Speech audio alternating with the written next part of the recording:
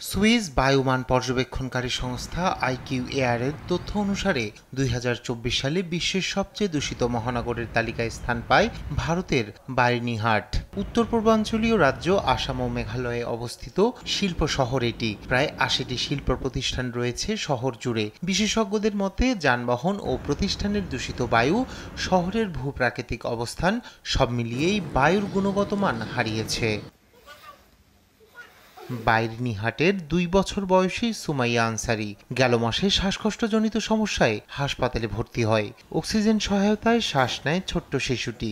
সুমাইয়ার বাবা বলেন, শহরের দূষিত বায়ুর কারণে ৯ মাস আগে শ্বাসকষ্টে আক্রান্ত হয় সুমাইয়া, যা তীব্র আকার ধারণ করেছে এখন। IQAir জানায়, বার্নিহাটে বাতাসে ক্ষুদ্র কণা রয়েছে যার ব্যাস ২.৫ মাইক্রন।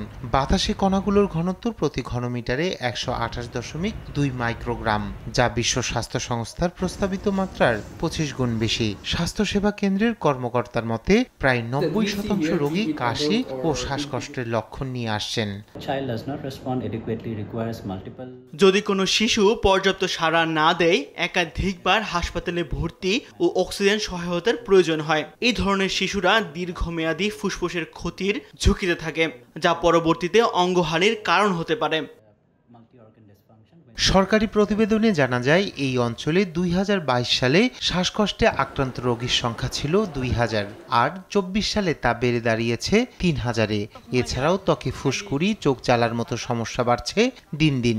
কৃষকরা জানায়, খারাপ বায়ুমানের কারণে ফসলেরও ক্ষতির কথা। চারপাশে সবকিছু কালো হয়ে গেছে।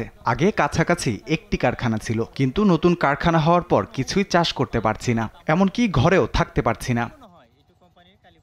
বার্নিহাটের দুর্দশা চোখে আঙ্গুল দিয়ে দেখিয়ে দেয়, ভারতে বায়ু দূষণ একটি বড় সমস্যা।